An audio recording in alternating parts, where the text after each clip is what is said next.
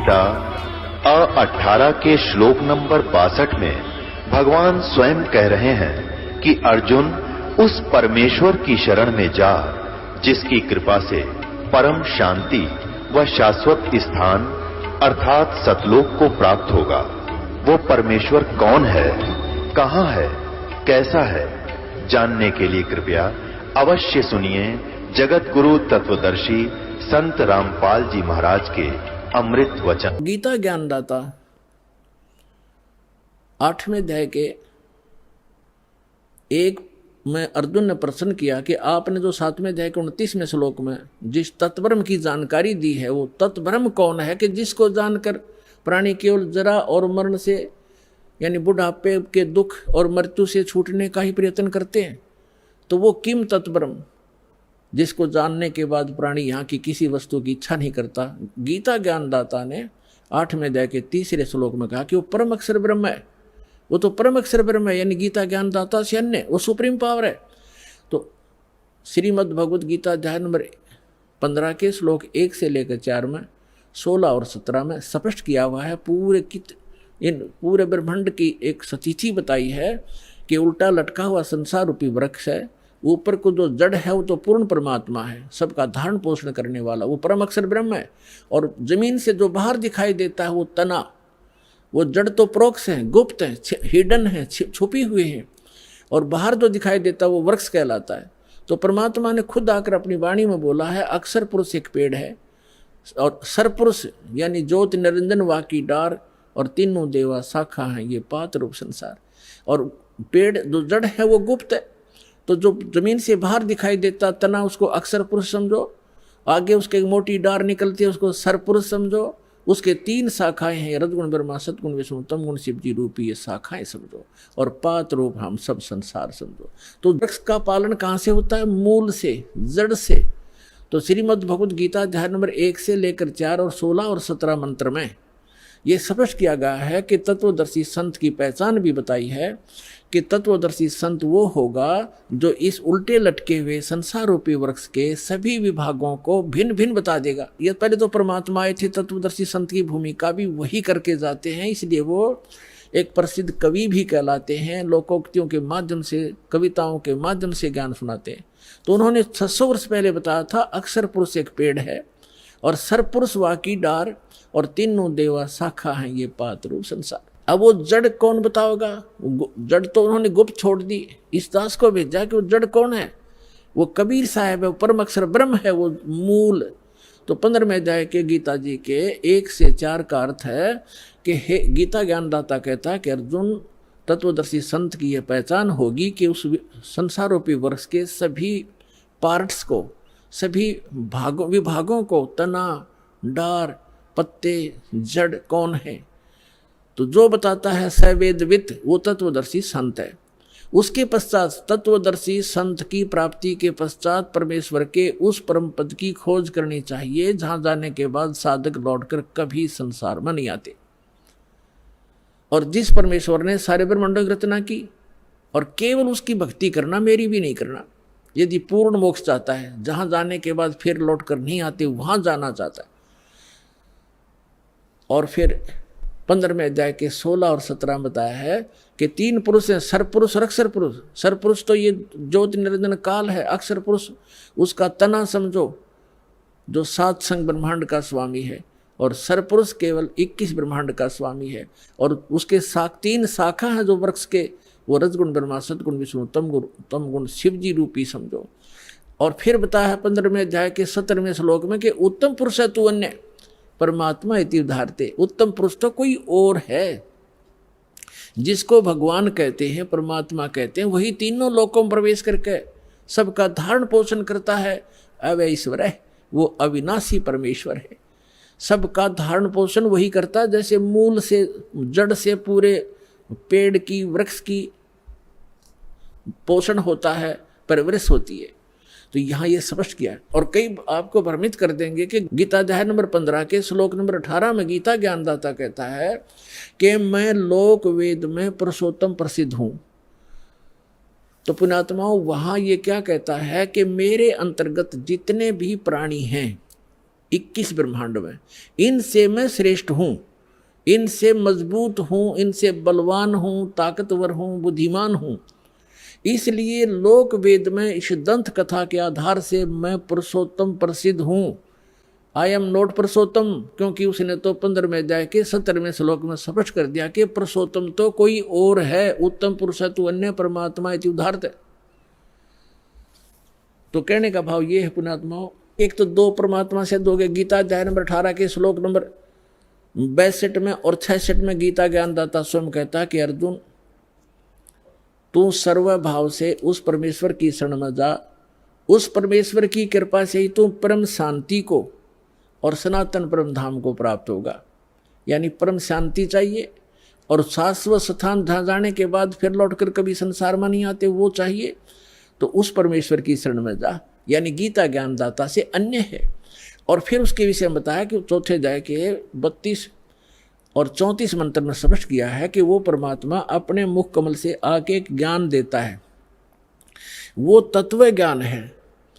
उसके मुख कमल से बोलेगी वाणी में, सच्चिदानंद घन ब्रह्म की वाणी में वो यज्ञों की जानकारी यानी धार्मिक अनुष्ठानों की जानकारी विस्तार से कही गई है। वो तत्व ज्ञान है। उस तत्व ज्ञान को तो तत्वदर्शी संतों से पूछ, मैं नहीं जानता। यदि जानता होता गीता ज्ञानदाता तो एक अध्याय और बना देता। इसलिए उसने कह दिया है कि तत्वदर्शी संतों से पूछो। फिर बताया है कि तत्वदर्शी संत की प्राप्ति के उपरांत 15वें अध्याय के 4थे श्लोक में परमेश्वर के उस परम पद की खोज करनी चाहिए जहां जाने के बाद साधक फिर लौटकर संसार में कभी नहीं आते। 17वें अध्याय के 23वें श्लोक में उस परमेश्वर को पाने की, शाश्वत स्थान को पाने की, उस परम धाम को पाने की विधि बताई है। ओम तत्सत इति निर्देश ब्रह्मण त्रिविध समर्थ है। उस सच्चिदानंद घन ब्रह्म के पाने का इस 3 मंत्र के जाप का निर्देश है, फाइनल फैसला है, नथिंग एल्स। तो ये गीता ज्ञानदाता ने अपना नाम तो ओम स्पष्ट कर ही दिया। तत् और सत ये सांकेतिक हैं, ये तत्वदर्शी संत के लिए छोड़ दिए। तो वो तत्वदर्शी संत ये रामपाल दास सतलोक आश्रम बरवाला जिला हिसार में है। इसके पास वो कंप्लीट कोर्स है। तत् और सत ये सांकेतिक हैं। तत् ये अक्षर पुरुष का मंत्र है, ये अन्य मंत्र है, तत् नहीं है, अन्य मंत्र है। और सत ये परम अक्षर ब्रह्म का मंत्र है, जाप है, वो अन्य मंत्र है। उसको सार शब्द भी कहते हैं, सार नाम भी कहते हैं, आदि नाम भी कहते हैं। तो ये कंप्लीट कोर्स है उस परमेश्वर के पाने का। और वो कंप्लीट कोर्स उस तत्व ज्ञान के अंदर है जो परमात्मा ने स्वयं आकर बोला है। उसमें कंप्लीट ज्ञान है, कंप्लीट कोर्स है। प्रथम मंत्र सतनाम, फिर सार नाम, इससे मोक्ष होगा। वो साधना इन वेदों में नहीं है। वेदों में परमात्मा की महिमा है। परमात्मा कबीर जी ने 600 वर्ष पहले अपनी अमृतवाणी में तत्व ज्ञान में कहा था कि वेद मेरा भेद है, मैं ना मिलूं वेदन के माही, और जौन वेद से मैं मिलूं। ये वेद जानते नहीं, ये चारों वेद मेरी महिमा का गुणगान करते, लेकिन इन वेदों में वर्णित विधि से मेरी प्राप्ति नहीं हो सकती। और जिस ज्ञान से, जिस वेद से, उस तत्व वेद से मैं मिलूं, वो ज्ञान इन वेदों में नहीं। ये वेद जानते नहीं। वेद मेरा भेद है, मैं ना मिलूं वेदन के माही, और जौन वेद से मैं मिलूं, ये वेद जानते नहीं। उसको बताने के लिए स्वयं परमात्मा थे। तो हमारा जो प्रसंग चल रहा है, हमने पुरुष को सिद्ध करना। पुरुष माने परमात्मा। ये देखिएगा, श्रीमद् भगवत गीता रख दी, यजुर्वेद उठा लिया, और ये महर्षि दानंद सरस्वती द्वारा ही अनुवादित है। ये यहाँ से प्रकाशित है। ये वही वाला है जो हम पढ़ रहे थे अभी थोड़ी देर पहले। ये वही वाला है। हम 4400 अध्याय पढ़ रहे हैं, 40वां अध्याय यजुर्वेद का। 15वें श्लोक में हमने पढ़ा है ओम करतो समर कलवे समर करतो समर। ये तो पढ़ लिया कि ओम नाम का जाप काम करते करते श्रवण करो, विशेष कसक के साथ श्रवण करो, मनुष्य जीवन का प्रथम करतो जानकर श्रवण करो। वायु अनिलम अमृतम अथ ईदम भस्मांतम शरीरम। शरीर भस्म होने पर, नष्ट होने पर, छोड़ने के समय जब आपकी जो वायु है, प्राण आपके जो जीव है, उसमें इतना अमृतव हो जाएगा कि वो जो ओम से होता है। अब हम यहाँ आते हैं 44 अध्याय 40 में जाएगा 17वें श्लोक में, ये 17वां मंत्र है। इसमें लिखा है, हे मनुष्यों, जैसे ज्योत स्वरूप रक्षक मुझसे, गीता वेद ज्ञान दाता कहता है, मुझसे अविनाशी यथार्थ कारण के आच्छादित मुख के तुल्य उत्तम अंग का प्रकाश किया जाता है, या किया जाता है आना चाहिए। और वह प्राण व सूर्य लोक में पुरुष है, ये पुरुष शब्द है संस्कृत में, पुरुष माने पूर्ण परमात्मा। हमने पुरुष सिद्ध करना था यहाँ से, पुरुष माने पूर्ण परमात्मा।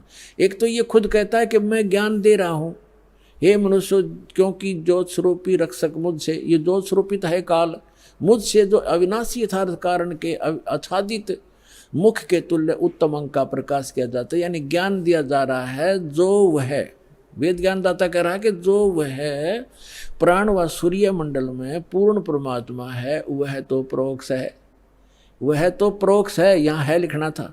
अहम, यू कहता अहम, ये है असो, सो असो अहम, ओम खम ब्रह्म, खम माने ब्रह्मलोक, दिव्य आकाश रूप, ब्रह्मलोक रूपी दिव्य आकाश में ब्रह्म रहता है, और ये मेरा ओम नाम है। अहम, अहम माने मैं आकाश के तुल्य व्यापक ब्रह्म, ब्रह्म ना लिखा, मैं ब्रह्म हूँ और मेरा ओम नाम, मैं उसका ओम सबका रक्षक जो, मैं उसका ऐसा नाम जानो, ऐसा कि ओम लिखना था, मेरा ये ओम नाम जानो। ये आधाड़ंगा डाया इसने, तो इसे सिद्ध हो गया कि वेद ज्ञान दाता कह रहा है कि मेरा तो ओम नाम है। वो परमात्मा, पुरुष माने पूर्ण परमात्मा तो गुप्त है, वो अन्य है, वो प्रोक्ष है। तो यहाँ अब हम आते हैं ऋग्वेद मंडल नंबर 9 और सूक्त नंबर 1 के मंत्र नंबर अब 8 और 9 को स्पष्ट करेंगे। पहले तो हमने पुरुष का अर्थ इन्हीं के इन इंजीनियरों से लेना पड़ेगा, क्योंकि नहीं तो ये बता देंगे आपको पुरुष माने आदमी हो से। पुरुष तो क्योंकि परमात्मा भी मनुष्य जैसा है, इसलिए प्रथम पुरुष वही है, सेकंड हम पुरुष हैं, मनुष्य है। तो वहाँ प्रथम पुरुष, क्योंकि जैसे पवित्र बाइबल में लिखा है कि परमात्मा ने मनुष्य को अपने जैसा बनाया, तो वो भी पुरुष है, वो परमात्मा है। हम भी पुरुष से, हम नासवान हैं, हम डुप्लीकेट हैं, उसकी शकल है, उसी के आकार मिलते जुलते मनुष्य जैसे मनुष्य। तो ऐसे ही जिनको भगवान मिले हैं, उन्होंने कहा गरीबदास साहिब जी ने अपनी अमृतवाणी में कि हमरे ही उनियार हैं, हमारा सृजनहार, हमारी ही शकल का हमारा भगवान, हमारा बनाने वाला वो परम पिता। तो यहाँ पुरुष जो है इस भगवान परमात्मा की तरफ संकेत है। इन्होंने भले ही गोल बोल करना चाहा, यहाँ पुरुष लिखना शुरू कर दिया, परमात्मा लिखना बंद कर दिया, हमें मूर्ख बनाने के लिए। ये जनता के नासक थे, इनको संस्कृत अवश्य आती थी, अध्यात्म ज्ञान था नहीं। ये काल के भेजे हुए दूत थे, तो ये मैं ऋषि दानंद हो, चाहे इसके चेले जितने भी जो इस अनुवाद कर रहे हैं इसका वेदों का, ये स्वयं भ्रमित हैं और समाज को यथार्थ ज्ञान नहीं दे सके।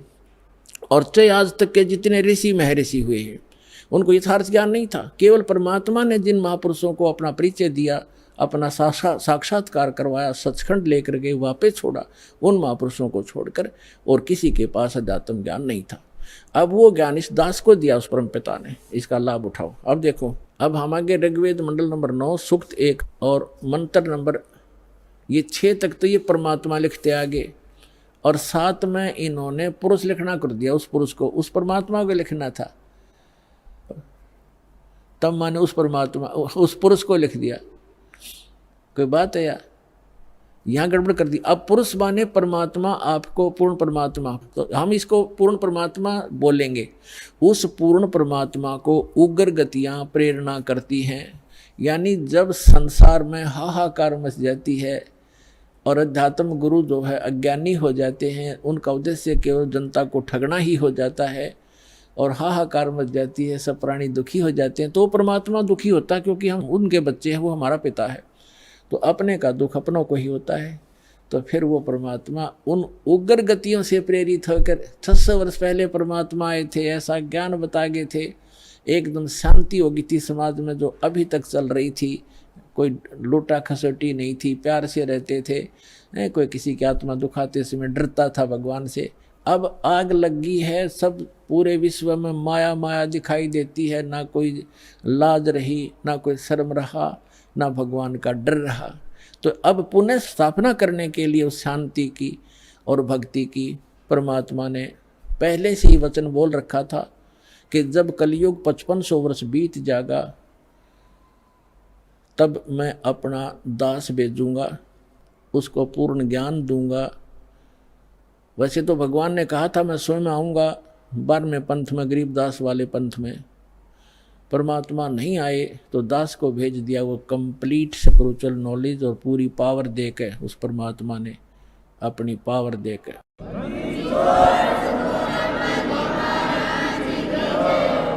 तो अब पुनः स्थापना होगी शांति की।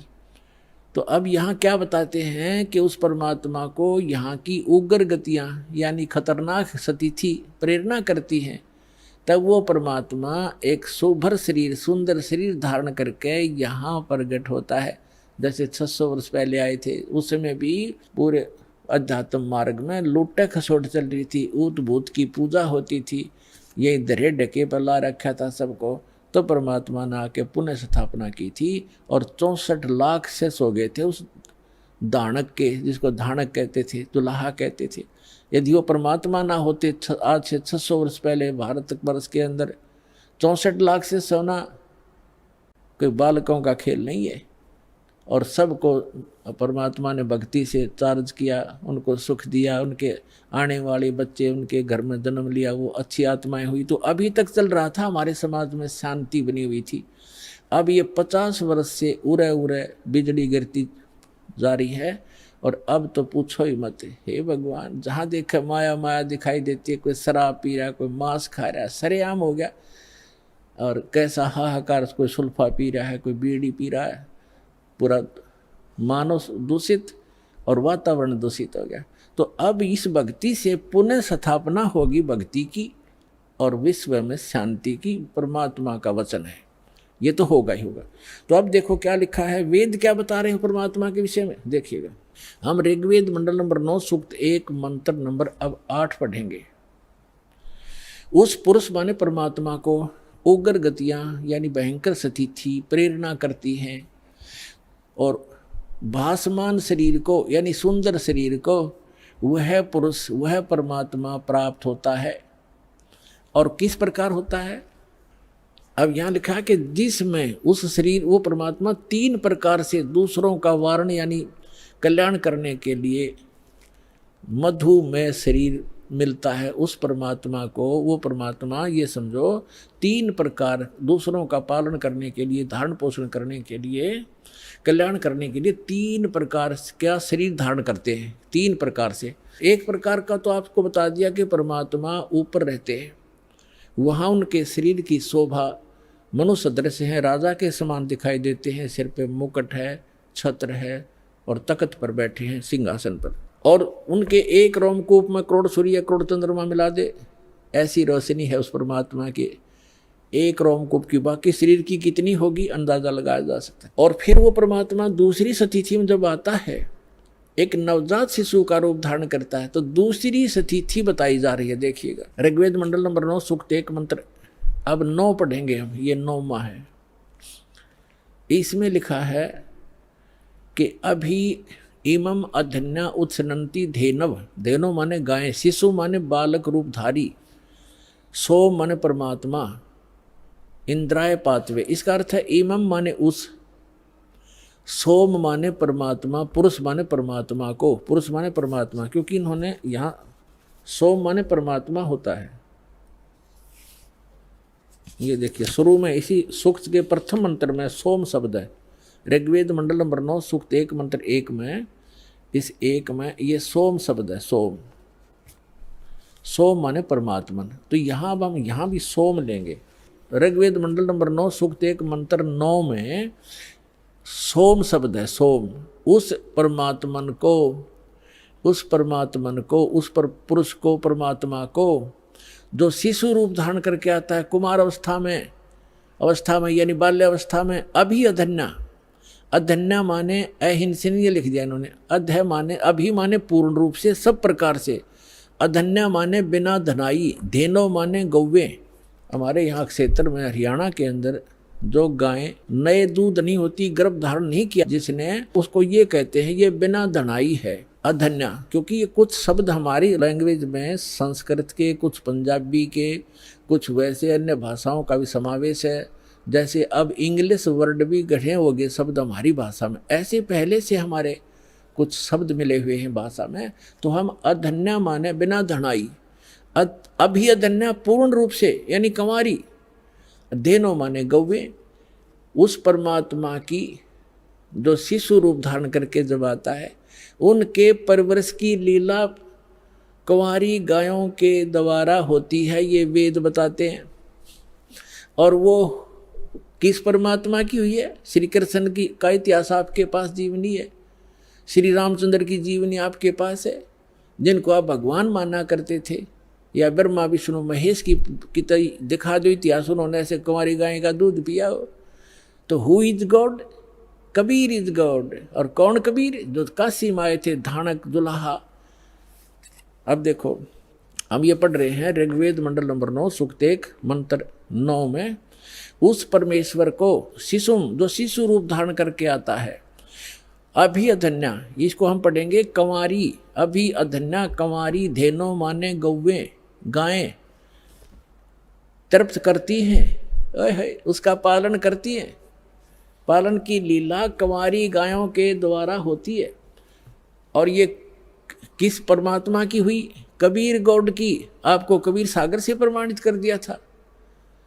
और जिन महापुरुषों ने परमात्मा मिले और सचखंड लेकर गए, जिनको परमात्मा मिला, उनमें कौन कौन है? आदरणीय धर्मदास साहिब जी, आदरणीय मुलुकदास साहिब जी, आदरणीय नानक साहिब जी, आदरणीय दादू साहिब जी, आदरणीय गरीबदास साहिब जी, गांव छुरानी, जिला झज्जर, हरियाणा वाले, आदरणीय श्री गीसा दास साहिब जी, गांव खेखड़ा, जिला मेरठ, उत्तर प्रदेश वाले, और आदरणीय स्वामी रामानंद जी, जो ब्राह्मण थे, 104 वर्ष के हो गए थे, परमात्मा उसमें 5 वर्ष के थे। 99 वर्ष की एज के अंदर डिफरेंस था। कबीर साहब 4 वर्ष की लीला में शरीर में थे जब शिशु रूप धारण करके प्रकट हुए थे, और 104 वर्ष के उस विद्वान पुरुष के छक्के छुड़ा दिए परमात्मा ने ज्ञान के अंदर। तब उसने कहा था कि मैं जब मानूंगा, मैं अंदर समाधि लगाता हूँ, मैं समाधि में आपके दर्शन कर लूँ। तो परमात्मा ने समाधि लगवाई उसकी, फिर लेके गए ऊपर सचखंड में। वो वहाँ देखा वास्तविक एक काल ने धोखा देने के लिए यहाँ पर स्वर्ग बना रखे और यहाँ की 4 मुक्तियां बता रखी हैं। चारों मुक्ति का भी समय सीमित है। ब्रह्मलोक में गए हुए प्राणी भी वापस जन्म मृत्यु में आते हैं, और केवल उस अमरलोक में शाश्वत स्थान में गए हुए प्राणी फिर कभी लौट कर संसार में नहीं आते। तो उसकी नकल करवा रखी इस काल ने। नकली सतलोक, अलखलोक, अगम और अकैलोक, अनामी लोक तक की रचना ब्रह्मलोक में करवा रखी है इसने, ताकि ये जीव भ्रमित होकर मेरे जाल में फंसे रहें। अब समर्थ आते हैं, उनका ज्ञान समर्थ होता है, उनका काम भी समर्थ होता है, उनकी हर गति समर्थ होती है। तो उस परमात्मा का ज्ञान अनमोल है, उसमें कोई त्रुटि नहीं है, और उनकी जो भक्ति विधि वो भी कंप्लीट है। और साधक भी यदि श्रद्धा से करेगा तो वो भी पूर्ण लाभ प्राप्त कर सकता है। तो जो प्रसंग चल रहा है, अब ये स्पष्ट हो गया कि जिस परमात्मा की महिमा वेद सुनाते हैं वो परमात्मा है, वो कंप्लीट गॉड है, वो पूर्ण परमात्मा है। और वो लीला क्या करता है ये भी वेद बताते हैं। एक तो लीला बता दी कि वो परमात्मा जब शिशु रूप धारण करके आता है, उसकी परवरिश की लीला कंवारी गायों से होती है। अब दूसरा ये है कि वो परमात्मा ऊपर रहता है सतलोक में। सतलोक में जिसे अविनाशी लोक कहते हैं, शाश्वत स्थान कहते हैं, वहां रहता है, और वहां से गति करके आता है। और यही परमात्मा, यही वो महापुरुष बताते हैं जिनको भगवान मिले। जैसे आदरणीय रामानंद जी ने कहा कि दोहू ठोर है एक तू, भया एक से दो, गरीबदास हम कारणे तुम आए हो मगजो। जैसे तुलसीदास जी ने लाखों वर्ष पहले घटित रामायण अपनी भाषा में चौपाइयों में लिख दी। ऐसे ही आदरणीय गरीबदास साहिब जी ने, गांव छुड़ाने वाले ने, परमात्मा प्राप्त होने के उपरांत उनसे प्राप्त उस स्पिरिचुअल नॉलेज में क्या लिखा है, अपनी छाप लगाकर महिमा बता रही है परमात्मा की। जैसे स्वामी रामानंद जी की और कबीर परमेश्वर जी की जो वार्ता हुई उस समय प्रत्यक्ष दृष्टा की तरह बताई है। गरीबदास जी इसलिए इसमें नाम आता है कि गरीबदास जी ने तुलसीदास जी की तरह परमात्मा, क्योंकि तुलसीदास जी केवल 3 लोक के भगवान के उपासक थे, वहीं तक सीमा थी उनकी बताने की, और ये गरीबदास साहिब जी परम अक्षर ब्रह्म के उपासक थे, उनके भेजे हुए महापुरुष थे, उनसे परिचित थे। तो उन्होंने उस महापुरुष की महिमा बताई है कि रामानंद जी और कबीर परमात्मा की जब गोष्ठी हुई तो रामानंद जी को परमात्मा सचखंड लेकर गए, सतलोक लेकर गए, शाश्वत स्थान दिखाया और बताया कि जो आपके यजुर्वेद अध्याय नंबर 40 के मंत्र नंबर 17 में लिखा है कि वो परमात्मा तो गुप्त है, प्रोक्ष है, और वही परम अक्षर ब्रह्म है, सबका धारण पोषण करता है। गीता अध्याय नंबर 18 के श्लोक नंबर 62 में, गीता अध्याय नंबर 15 के श्लोक नंबर 4 में जो बताया स्थान, वो ये स्थान है, और मैं स्वयं परमात्मा हूँ। हम ही अलख अल्लाह हैं कुतुब गोस और पीर, गरीबदास खालिक दनी हमरा नाम कबीर। ए स्वामी सृष्टा में और सृष्टि हमारे तीर, दास गरीब अधर रहूं ऊपर बसता हूँ, और अवगत सत कबीर। मैं हूँ वो परमात्मा, ऊपर रहता हूँ। फिर वो दिखाया सचमुच। तब रामानंद जी ने कहा था कि दो ठोर है एक तू, और भया एक से दो, कह गरीबदास हम कारणे तुम आए हो मगजो। मगजो माने सफर करके वहां से चल कर आए हो। आदरणीय गरीबदास साहिब जी ने कहा कि अजब नगर में ले गए हमको सतगुरु आन, और जल के बिंब अगाध गति वहां सूते चादर तान। गरीबदास साहिब जी ने कहा कि अलल पंख अनुराग है सुन मंडल रह थीर, सुन में रहते हैं परमात्मा सथिर, और दास गरीब उधारिया मुझे सतगुरु मिले कबीर। अनंत कोट ब्रह्मांड का एक रति निबार, और सतगुरु पुरुष कबीर हैं ये कुल के सिरजनहार। हम सुल्तानी नानक तारे दादू को उपदेश दिया, जात जुलाहा भेद नहीं पाया, वो काशी माए कबीर हुआ। अब इतने परमाणु महापुरुषों के हैं जिन्होंने भगवान को देखा, उन्होंने ये बताया कि वो परमात्मा ऊपर रहता है, और स्वयं भी परमात्मा खुद कहते हैं मैं वहां ऊपर रहता हूं। अवगत सत कबीर दास गरीब अधर बसूं, ऊपर रहता हूं मैं, और वहां से तुम्हारे लिए हम यहाँ आते हैं। अब वेद भी क्या बताते हैं, वेद क्या बताते हैं? यदि वेद भी यही बताते हैं कि वो परमात्मा ऊपर रहता है, सशरीर आता है, वहां से गति करके आता, अच्छी आत्माओं को मिलता है, तो हम भगवान को पहचान लेंगे। अभी तक तो हमने श्री राम श्री कृष्ण आदि इन महापुरुषों को भगवान इसलिए मान रखा था, इनके पास हथियार थे, सिद्धियां थी। इन्होंने, किसी ने कंस मार दिया, किसी ने रावण मार दिया। हम उस भगवान के पुजारी है जो मारता नहीं, वह सबका रक्षक है।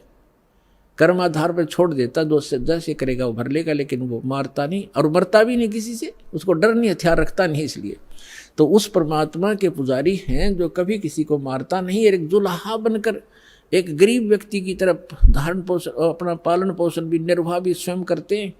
वो हमारे लिए एक लीला करते हैं, हमें एक गाइडलाइन देना चाहते हैं। बच्चों, ये एक आपका विद्यार्थी जीवन है, ये मनुष्य जीवन।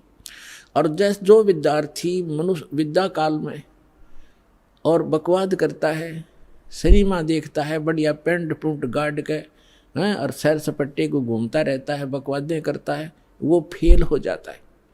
विद्यार्थी को विद्यार्थी की तरह रहना चाहिए, सब सिलेबस पूरा करते रहना चाहिए, और अपना सिंपल ड्रेस जो हो सिंपल सी अपना रखनी चाहिए, और उद्देश्य नहीं भूलना चाहिए। तो हम सभी अपना उद्देश्य भूलकर, जिसको भी मानव शरीर प्राप्त है, 2 प्रकार से मानव शरीर प्राप्त होता है, आपको बता ही दिया।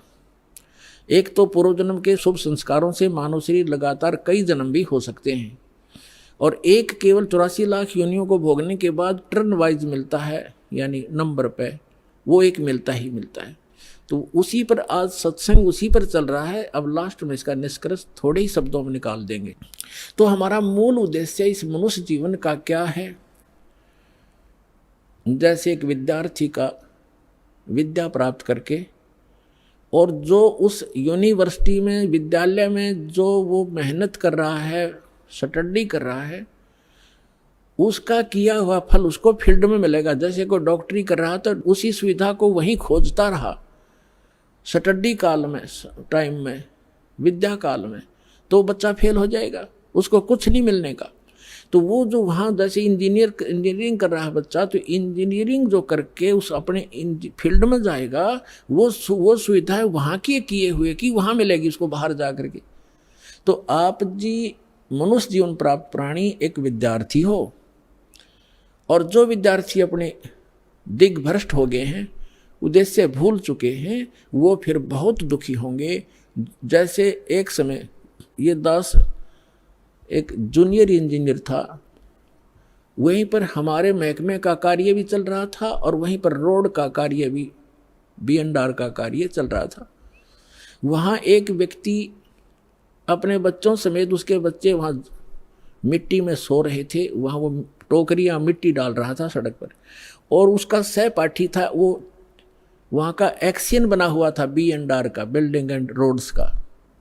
वो वहाँ आया, वो इंस्पेक्शन करके चला गया। तो उसके जाने के बाद वो व्यक्ति कहता है, मजदूर, वो क्या कहता है कि मेरे कर्म फूट गए, मेरे भाग फूट गए। मेरा ये सहपाठी था, मेरा क्लास फेलो था, ये इसका ये नाम है, ये उस गांव का है, हम एक स्कूल में पढ़ा करते थे उस दूसरे गांव में, और ये पट गया, देखो ठाठ कर रहा है, गाड़ी में चलता है, इसके बच्चे पंखों के नीचे सोते हैं और मेरे बच्चे मिट्टी में पड़े हैं, मेरे भाग फूट गए। मैं भी पढ़ लेता, शिक्षा ग्रहण कर लेता, तो मैं भी ऐसे मौज करता। तो यहाँ परमात्मा कहते हैं, आज 6 दिन पाछे गए और गुरु से किया ना हेत, अब पछतावा क्या करे, चिड़िया चुगी खेत। तो आज आप उस अतिथि में हैं जो भक्ति नहीं करते, और करते हैं तो शास्त्र विरुद्ध करते हैं, और इस मनुष्य जीवन पा करके जो साधना सत्य नहीं करते, वो बाद में ऐसे पछताएंगे जैसे वो मजदूर पछता रहा था। तो आप जी का जो यहाँ मूल कार्य है, मनुष्य जीवन प्राप्त प्राणी का पूरा सतगुरु प्राप्त करे और पूरा ज्ञान। अब पूरे गुरु का आपको पता नहीं था, आपको एक बालक को सभी पूरे नजर आते हैं, क्योंकि जो भी संत बना हुआ है उसने कुछ तो बाणी बूणी, कोई वेद मंत्र, कोई गीता मंत्र को कहीं ना कहीं से वो तो उसने कंठस्थ कर ही रखे हैं, और वो हमारे लिए बहुत भारी हो जाता है। जो लगातार संस्कृत बोल दे, को बड़ी बड़ी कथा सुना दे, हम न सोचे महापुरुष पढ़ा है तो बहुत गजब का। तो हमें ज्ञान नहीं था, तब हमें ज्ञान होगा, हमारे पास एक ISI मार्क का एक पैमाना होगा, फुट रूल होगा, हम तुरंत नाप लेंगे इसका साइज क्या है, हम उसको रिजेक्ट कर देंगे। अगर हमारे वेदों से नहीं मिलता उसका ज्ञान तो रिजेक्टेड है। तो मनुष्य जीवन प्राप्त प्राणी जो भक्ति नहीं करते और करते हैं शास्त्र विरुद्ध करते हैं, तो वो अपना जीवन नाश कर रहे हैं। जो विद्यार्थी और जो टीचर आउट ऑफ सिलेबस पढ़ाता है, पाठ्यक्रम से हटकर ज्ञान देता है, नावल सुनाता है, कोई फिल्मी स्टोरी सुनाता है, अपने जो पाठ्यक्रम से बाहर का जो ज्ञान है वो एग्जाम में काम नहीं आता। और एग्जाम में जो वही काम आएगा जिसने सिलेबस पढ़ रखा है, पाठ्यक्रम पढ़ा है। तो हमारा पाठ्यक्रम है 4 वेद, 18 पुराण और श्रीमद् भगवद गीता, कुरान और बाइबल। क्योंकि हम सभी मानव हैं, पूरे विश्व के हम एक ही परमात्मा के बच्चे हैं। जीव हमारी जाति है, मानव धर्म हमारा, हिंदू मुस्लिम सिख ईसाई कोई धर्म नहीं है न्यारा। हम केवल भगवान के लिए बंटते चले गए और भटकते चले गए। अब उसी परमात्मा ने आके हमें फिर इकट्ठा करने की चेष्टा की है, उस समय हम समझ नहीं सके क्योंकि हम अशिक्षित थे। अब हम शिक्षित हैं, सदग्रंथ हमारे पास हैं, और तत्व ज्ञान दास को परमात्मा ने दे रखा है, ये आपके रूबरू कर दिया है। अब इसको आसानी से समझेंगे। अब जो प्रसंग चल रहा है, जिन महापुरुषों ने परमात्मा को देखा, उन्होंने बताया कि वो भगवान ऊपर रहता है, ऊपर, और वहाँ से चल कर आता है, हमें मिला, उसको मिला, ऐसे मिला, सारे प्रमाण है हमारे पास। अब वेद क्या बताते उस परमात्मा के बारे में, वो क्या लीला करता है। यदि वेदों में भी वही प्रमाण मिल जाता है जो उन महापुरुषों को मिला जिन्होंने बताया कि मुझे भगवान मिले परमात्मा और सचखंड लेकर गए, मुझे वापस छोड़ा, वो है परम अक्षर ब्रह्म, वो कंप्लीट गॉड है। और वैसी ही लीला वेद बताते हैं, तो आप अपने आप समझ में आ जाना चाहिए। अग्रम अग्रम खत्म हो जानी चाहिए प्राणी की, और बिल्कुल हो जाएगी। और कहते हैं आंखों देख कर भी जो नहीं मानता जान बूझ साची तजय और करे झूठ तने ताकि संगत है प्रभु स्वप्न में बिना दी। इसे नालायक आदमी तो कहते स्वप्ने में भी नहीं मिला, जो आंखों प्रमाण देखकर फिर बकवास करता है, झूठ बोलता है, रामपाल ये करता है, कहाँ लिखा लिखा दिखाने लग रहा है, मैं सारे सदग्रंथ प्रमाणित कर रहा हूँ, सामने दिखा रहा हूँ, फिर भी कहता है, झूठ बोलता है। तो वो स्वार्थी और काल का पक्का दूत है। उस व्यक्ति का मुंह नहीं लागना चाहिए, उसकी बात नहीं सुननी चाहिए अपना सफल होने के लिए। आप जी को इतना स्पष्ट हुआ कि परमात्मा जब शिशु रूप धारण करके आता है दूसरी सतिथि में, 3 प्रकार से हमारा धारण पोषण करता है, हमारा कल्याण करने के लिए 3 प्रकार के शरीर में वो लीला करता है। एक तो सतलोक में रहता है, वहाँ तो बहुत तेजों में शरीर है, वहाँ से हल्का तेजपन रूप बना करके और दूसरे सतिथि में एक शिशु रूप धारण करके प्रत्येक युग में परमात्मा मिलते हैं, आते हैं, ऐसा लीला करते हैं। उनकी यही लीला परवरिश की लीला कुंवारी गांव से ही होती है। और तीसरी स्थिति में वो महात्मा साधु संत का रूप बना के कभी भी कहीं प्रकट हो जाते हैं और अपनी अच्छी आत्माओं को मिलते हैं, उनको ज्ञान समझाते हैं। उनके विषय में आपको बहुत बार बताया है कि किन किन महापुरुषों को वो मिले हैं। और उन्होंने फिर बताया कि हमको परमात्मा मिले अनंत कोट ब्रह्मांड का एक रति निभार और सतगुरु पुरुष, पुरुष माने परमात्मा, भगवान, कंप्लीट गॉड, कबीर हैं, कुल के सिरजनहार। अब वेद क्या बताते हैं परमात्मा की महिमा, क्योंकि परमेश्वर ने कहा कि वेद मेरा भेद है, मैं ना मिलूं वेदन के माही, और जौन वेद से मैं मिलूं वो वेद जानते नहीं कि वेद मेरा भेद है। मेरी महिमा का गुणगान करता है वेद, लेकिन वेदों में वर्णित विधि से मैं मिल नहीं सकता, मेरी महिमा तो कंप्लीट है। लेकिन जिस वेद से, वेद माने ज्ञान से, तत्व ज्ञान से मैं मिलूं, वो ये चारों वेद जानते नहीं, इनमें वो ज्ञान नहीं है। उसका ज्ञान स्वयं ही परमात्मा ने आके बताया। अरे विश्वदास को भेज रखा है, लाभ उठाओ प्राणियों। ये देखो, अब आपको ऋग्वेद दिखाते हैं। ये है ऋग्वेद। ये कहाँ से प्रकाशित है? सर्वदेशी कार्य प्रतिनिधि सभा, महर्षि दान भवन, रामलीला मैदान, नई दिल्ली से। ये कौन इसके भाषा? आर्य भाषा भाषे, ये मुद्रक है। कमाल की बात है कि जो व्यक्ति परमात्मा को निराकार बताते हैं कि वेदों में निराकार लिखा, वो अनुवाद कर रहे हैं। कैसी अद्भुत लीला उस परम पिता की पुण्यात्माओं आप पर रहम कर रखा है।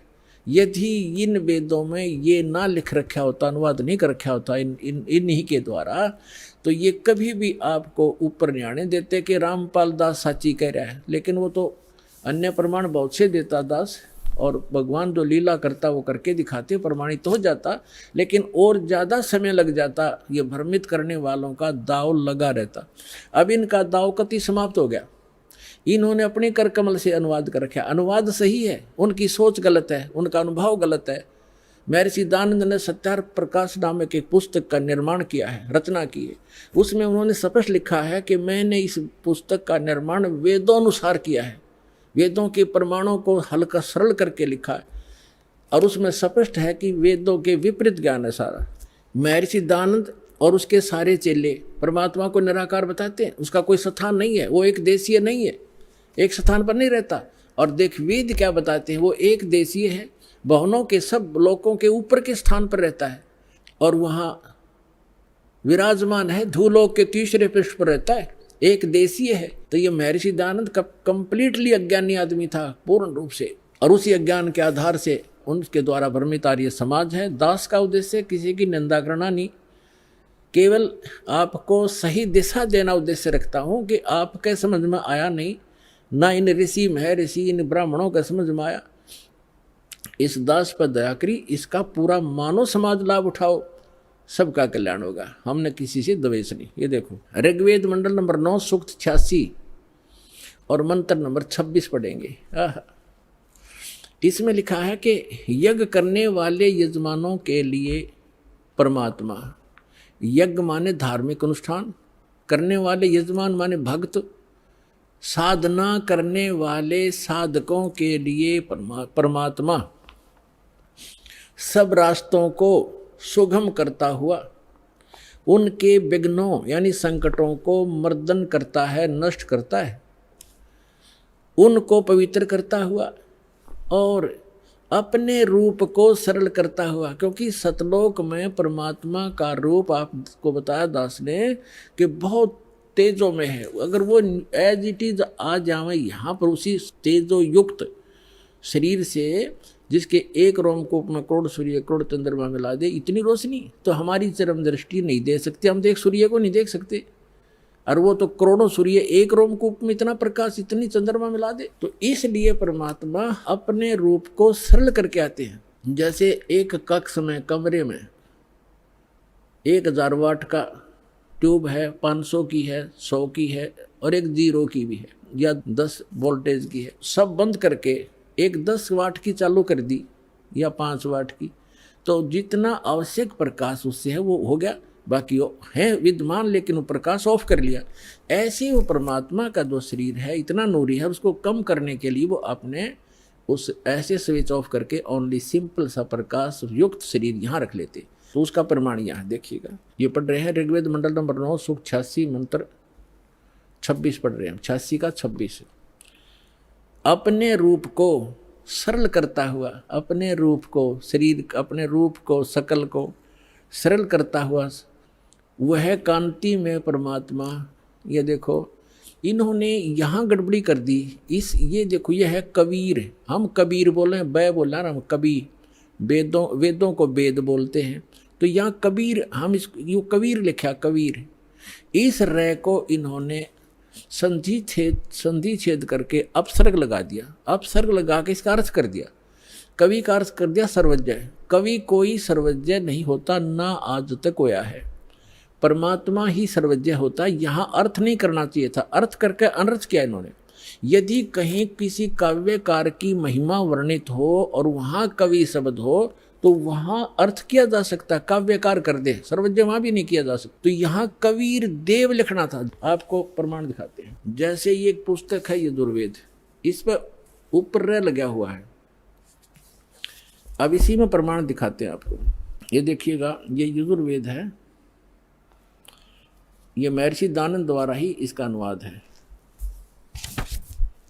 ये प्रकाशक सार्वदेशी कार्य प्रतिनिधि सभा 2/5 महर्षि दानंद मैदान नई दिल्ली से, और ये महर्षि दानंद द्वारा इसका अनुवाद है, और ये यहाँ से छपा। इसके हम आपको ले चलते हैं 36वें अध्याय के, यह 60-30 अध्याय यानी 36वां अध्याय 36, 60-30, 36, 36, 36। और यहाँ आगे हम, ये यजुर्वेद है, और यहाँ देखिएगा इसका प्रथम मंत्र है, इसमें लिखा है कि रचम वाचम प्रपदे मनो यजु प्रपदे। ये यजु शब्द है, इसका 2 अपसर्ग लगा रखे। अब इसका अनुवाद महर्षि दानंद जी ने यहाँ कर रखा है, देखिएगा इसमें यजु, ये यजु शब्द है, इसका अर्थ यजुर्वेद लिख दिया, बिल्कुल सही। अगर इसका अर्थ कर देता तो ये महिमा यजुर्वेद की थी, और यहाँ यजुर्वेद लिखना पड़ा, ये रे ला के, हमको यजुर्वेद बोलना, यजुर्वेद, तो यहाँ रे इसने यजुर्वेद लिखा, बिल्कुल सही लिखा। अगर यहाँ अर्थ कर देते तो महिमा यजुर्वेद की थी, तो कैसे समझते कि किसकी महिमा, ये अनर्थ हो जाता। इसी प्रकार यहाँ इन अनुवादकर्ताओं ने कबीर का अर्थ लिखना था, कबीर देव। यहाँ कवि का अर्थ जैसे अपसर्ग भी लगे हैं, तो इसको लिखना था कबीर देव है उस परमात्मा का, वो कबीर देव। कबीर देव माने साहब परमात्मा, कबीर, हम कबीर बोले, कबीर देव लिख देते हैं, देव माने परमेश्वर, और कबीर माने कबीर। हम कबीर साहब कहने लगे अपनी लोकल भाषा में, हम वह को वह बोलते हैं, और कबीर कबीर, कबीर देव, कबीर साहब, कबीर भगवान, कबीर अल्लाह, अल्लाहू अकबर। वेदों में उसको कबीर देव, अपनी मातृभाषा में वैसे लोकल लैंग्वेज में कबीर साहब, और कुरान शरीफ के अंदर उसको अल्लाहू अकबर यानी अल्लाह कबीर कहा है। ये है वही जो काशी में धानक रूप में रहा था। ये उन महापुरुषों ने प्रमाणित भी कर दिया कि हम सुल्तानी नानक तारे दादू को उपदेश दिया, जात जुलाहा भेद नहीं पाया, काशी माए कबीर हुआ, अनंत कोट ब्रह्मांड का एक रति निभार, और सतगुरु पुरुष कबीर हैं ये कुल के सिरजनहार। उन्होंने फिर से ऋग्वेद ले लिया, यजुर्वेद रख दिया, क्योंकि अब हम इसको प्रमाणित कर रहे थे। ऋग्वेद मंडल नंबर 9 सूक्त 86 के मंत्र 26 को हम पढ़ रहे हैं। यहाँ आगे थे कि यज्ञ करने वाले यजमानों के लिए परमात्मा, यज्ञ माने धार्मिक अनुष्ठान, यानी साधना करने वाले साधकों के लिए परमात्मा, सीधा सा अर्थ बन जाता है सब रास्तों को सुगम करता हुआ, यानी उनके विघ्नों को, संकटों को मर्दन करता है, उनको पवित्र करता हुआ और अपने रूप को सरल करता हुआ, वह कांति में परमात्मा कबीर देव लिखना था यहाँ पर, कबीर देव विद्युत के समान क्रीड़ा करता हुआ, जैसे बिजली आती है बड़े स्पीड से, वर्णीय पुरुष को प्राप्त होता है। वर्णीय माने अच्छी आत्मा को मिलता है। यहाँ देखो 27 में क्या कहा, वो कहाँ रहता है वो परमात्मा, जो परमात्मा ध्रुव लोक के यानी तेजो में लोक के तीसरे पृष्ठ पर रहता है, तीसरे पृष्ठ पर विराजमान है। अब यहाँ दो कंसेप्ट तो कति क्लियर हो गए। वो परमात्मा ऊपर के लोक में रहता है, ध्रुव लोक के यानी तेजो में लोक के भी तीसरे स्थान पर, वहाँ 3 पार्ट है सतलोक के, ऊपर के जितने लोक हैं उनको 3 विभागों में बांटा हुआ है। तो उनके सबसे ऊपर के लोक में बैठा हो परमात्मा, और वहाँ से अब आगे दिखाते हैं, बिजली जैसी गति से आता है, जैसे बिजली 1 सेकंड में पहुँच जाती है और अच्छी आत्माओं को मिलता है। आइए अब हम उन श्रद्धालुओं के अनुभव जानते हैं जो जगत गुरु तत्वदर्शी संत रामपाल जी महाराज जी से दीक्षा प्राप्त कर चुके हैं तथा उनके द्वारा बताए गए भक्ति मार्ग पर चल रहे हैं। सर नमस्कार। नमस्कार सर जी, क्या नाम है आपका? बाल गोविंद कुमार। कहाँ से आए जी? रामगढ़ झारखंड से। संत रामपाल जी महाराज जी से नाम दीक्षा कब लिया आपने? मैं संत रामपाल जी महाराज की शरण में 30 जनवरी 2016 को गया। संत रामपाल जी महाराज जी से नाम दीक्षा लेने से पहले आप क्या भक्ति साधना करते थे? मैं सर शिव जी का कट्टर भक्त था, जो कि आज शिव जी को ये करने के लिए एक बड़ा मंदिर का निर्माण करवाएं, जो कि पूर्वजों ने आधा अधूरा कर रखा था। आज उसको हम कुछ दिन बाद उसको छोड़ दिए, तो आज सारे जगत के लोग हमको, गांव वाले दूसने लग गए, बोलने लगे क्या यार तुमने तो आधी मंदिर जो बनी थी हम लोगों ने बनवाए थे, आज तुम उसको पूरा तो कर दिया लेकिन उसको फिनिश नहीं किया। गांव वाले और दूसरे गांव वाले हंसेंगे, तो ऐसा ठीक नहीं किया, तुम एक कोई गुरु के शरण में चला गया। बोला मैं गुरु के शरण में नहीं गया, मैं एक सच्चाई के साथ गया हूं, जो कि मेरे जीवन में और आने वाला जनरेशन में यही सच्चाई है और साथ रहेगा सबका, मैं उसका शरण लिया हूं। कैसे पता चला आपको संत रामपाल जी महाराज जी के बारे में? मेरे बड़े पापा के लड़के एक भगत जी हैं, उन्होंने पहले शरण में गए थे। उसके बाद वो हमको लगभग 2 साल तक बताएं कि बाबू कर लो भक्ति, परमात्मा आए हैं, अभी नहीं करोगे तो फिर पता नहीं कब तेरा जान छूट जाएगा, तो सारा जीवन व्यर्थ हो जाएगा, तेरा जन्म मरण का जो रोग है वो लगता ही रहेगा और तुम यहीं रह जाओगे। तो फिर हुआ कि मना करते लेंगे, इसी तरह मैं मना करता ही रहा। लेकिन ऐसा एक दिन हुआ कि मैं ड्यूटी जा रहा था ऑफिस से निकलने के लिए, तो ये लोग सत्संग के लिए कोई यहाँ कोडरमा में, झारखंड में ही एक नामदान सेंटर, वहाँ जा रहे थे। तो मैं बाइक निकाला ड्यूटी के लिए, और ये लोग को देखे बुलेरो बैठा, ये लोग चला गया। तो पता नहीं एक बार ऐसा लगा कि नहीं आज चलना चाहिए। हम ड्यूटी नहीं किया, चल के हम सीधे चल गए। अब बोले थे कि बुलेरो में चलना है, लेकिन हमको वो लोग आधा तो निकल गया और हम पीछे से अपना बाइक में पूरा स्पीड धर के निकल गए वो लोग को। फिर जाके 10 किलोमीटर 20 किलोमीटर लगभग 15 किलोमीटर बाद में उन लोग से मिला, फ़ोन किया, फिर बोले हम भी जाएंगे, हमको भी लेते चलो। फिर उन लोगों के साथ गए, परमात्मा के शरण में नाम लिए। संत रामपाल जी महाराज जी से नाम दीक्षा लेने के बाद आपको क्या लाभ मिले? संत रामपाल जी महाराज जी के नाम लेने के बाद हमको फ़ायदा ये हुआ कि हमको एक करेंट सांप ने हमको ये पैर में डस लिया, जो कि आज करेंट सांप डसने के बाद किसी कोई ज़िंदा नहीं रहता है। आज परमात्मा ने साक्षात हमको आज ज़िंदा रखे हैं, और दुनिया वाले को भी हम देख रहे हैं, दुनिया वाले हमको भी देख रहे हैं। बहुत सारे जगत के लोग मेरे घर आए, बोले नहीं जाओ ओझा के साथ झड़वा लो, डॉक्टर से दिखवा लो। तो ऐसे हम एक भगत जी रहते हैं, एक मेरे साथी रिम्स हॉस्पिटल, जो झारखंड का जो सरकारी अस्पताल है, उसमें रहते हैं। मैंने फ़ोन किया क्या करना है, तो उन्होंने बताया कि नहीं ऐसा कुछ नहीं है, परमात्मा के संत रामपाल जी महाराज के शरण में जो रहता है उसको तो खैर उनका दुनिया गवाह है कि आज तक उनके भक्तों के साथ कोई ऐसा खिलवाड़ नहीं हुआ है, जो हुआ है सच्चाई हुआ है। तो उन्होंने जो बताया था हमको पूरा विश्वास लग गया कि नहीं, संत रामपाल जी महाराज की अगर भक्ति में अगर शक्ति है तो वाकई में हम जिंदा रहेंगे, नहीं तो नहीं रहेंगे। यहाँ तक कि मेरे पापा मेरे मम्मी बोले नहीं नहीं नहीं डॉक्टर को दिखवाओ, यहाँ जाओ वहाँ जाओ। हमने नहीं, कुछ नहीं करना है, जो करना है परमात्मा ने करेंगे। आज मैं आपके सामने साक्षात हूँ और दुनिया वाले को मैं सामने खड़ा हूँ।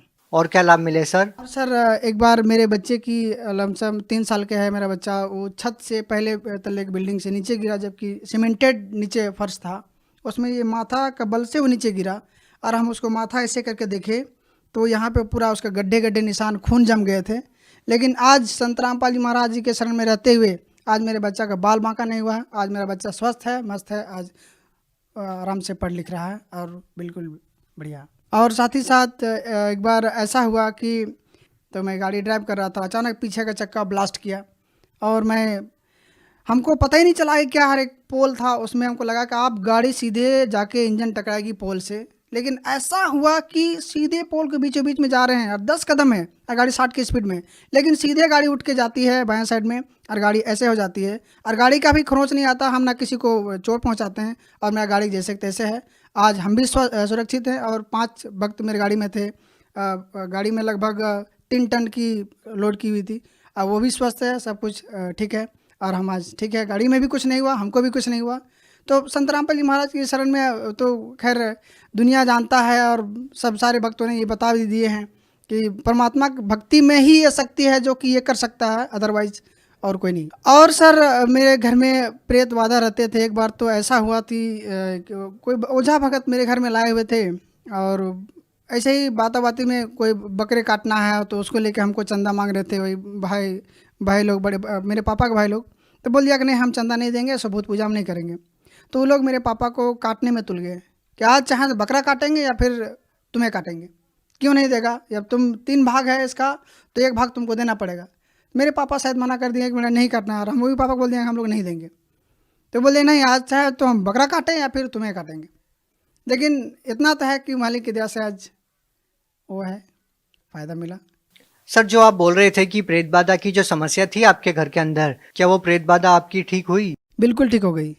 आज मेरे घर कोई प्रेत बाधा नहीं है। आज संत रामपाल जी महाराज जी का जो ज्ञान हमको मिला है, आज उसके आधार से हम भक्ति कर रहे हैं और सदैव जब तक ये श्वास रहेगा इस शरीर में संत रामपाल जी का दिया हुआ ज्ञान और उस भक्ति को हम करेंगे और पूर्ण मोक्ष प्राप्त करेंगे, ये मेरा लक्ष्य है और गुरु जी का यही दिया हुआ ज्ञान हमको मोक्ष प्राप्ति करवा। सर क्या संत रामपाल जी महाराज जी से नाम दीक्षा लेने से पहले आप कोई नशा भी करते थे? हाँ सर, मैंने किया है और नशा करने के साथ साथ मांस भी खाया है। आज वो जिसे सिगरेट पीता था तो आज कोई सिगरेट पीता है तो उसके सामने जाता है तो हमको उल्टी सा होता है। उस दुकान में हमको जाने का नहीं मन करता है। कोई अगर सामान बिस्किट भी लेना होता है तो उस जो धुआं निकलता है उससे हमको डर लगता है और हम दूर हट जाते हैं और वहाँ बिस्किट तक नहीं लेते हैं, कोशिश करते हैं कि नहीं लें तो वही अच्छा है। और यहाँ तक कि ऐसा मांस खाते थे कि बाज़ारों में घूम घूम के जो मांस बेचता है लोग ये करके वो हम वहाँ तक भी खा लिए थे। तो आज वो ऐसा लगता है कि इतना गलत काम किए कि हमसे ज़्यादा तुच्छ और कोई नहीं हो सकता है।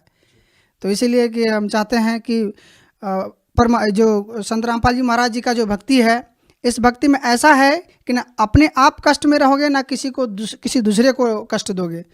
तो संत रामपाल जी महाराज जी का ज्ञान में ये है और ये संत रामपाल जी बताते हैं और उनका ज्ञान में ये भी है और पूर्ण परमात्मा का भी ये है लिखा हुआ विधान है कि जब हम एक परमात्मा के बच्चे हैं सारे, तो फिर वो जानवर या पशु पक्षी या कीट पतंग या मनुष्य कोई अलग तो हुए नहीं, ये मेरे सभी भाई बंधु हैं।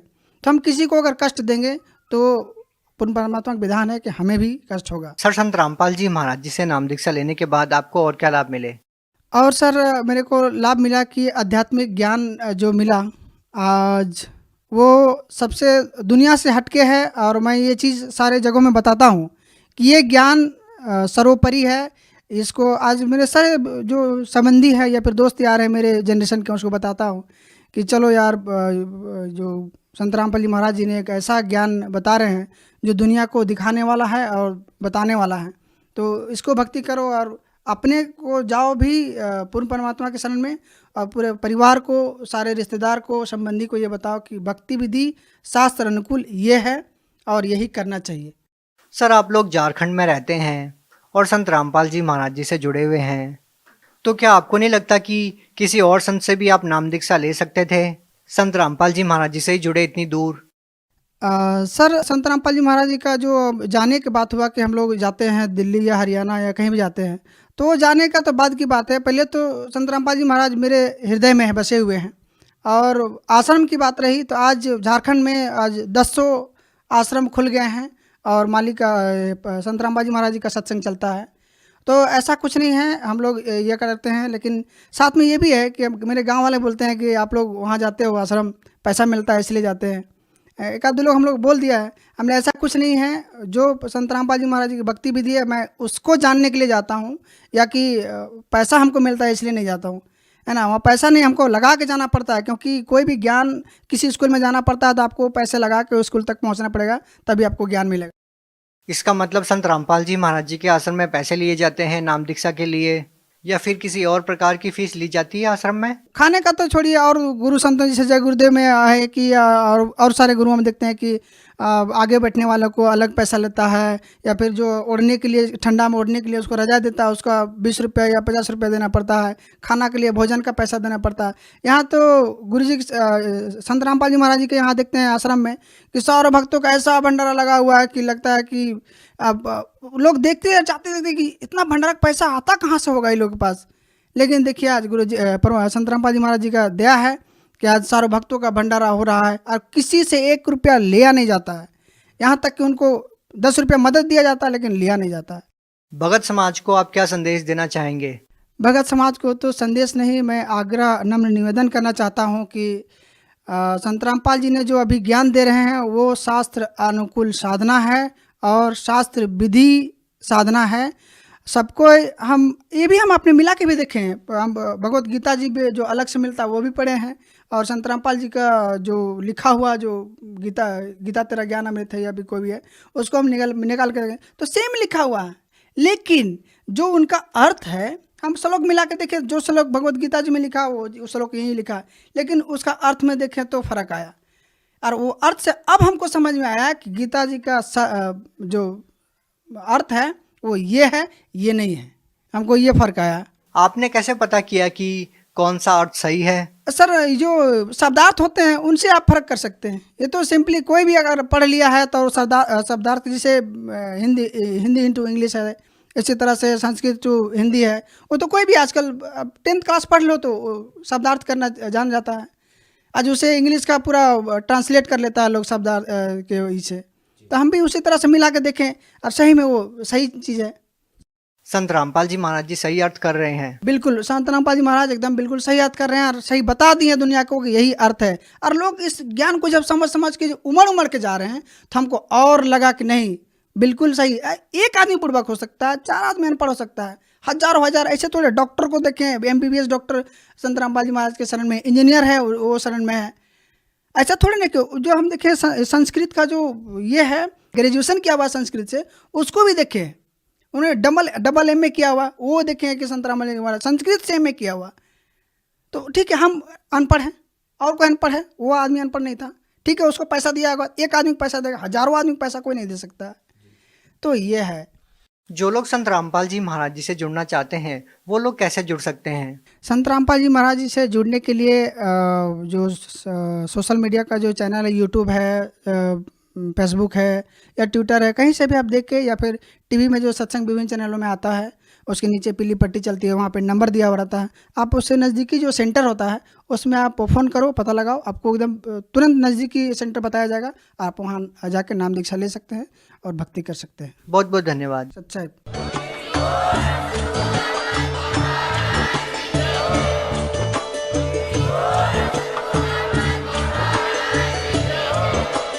आप सुन रहे थे जगत गुरु तत्वदर्शी संत रामपाल जी महाराज जी के मंगल प्रवचन। अधिक जानकारी के लिए विजिट कीजिए हमारी वेबसाइट www.jagatgururampalji.org। संत रामपाल जी महाराज जी के शुभ आशीर्वाद से पूरे विश्व भर में 500 से भी ज्यादा नाम दीक्षा केंद्र हैं, जिन पर संत रामपाल जी महाराज जी द्वारा ऑनलाइन निशुल्क नाम दीक्षा दी जा रही है। अपने नजदीकी नाम दीक्षा केंद्र का पता करने के लिए संपर्क करें 8222880541।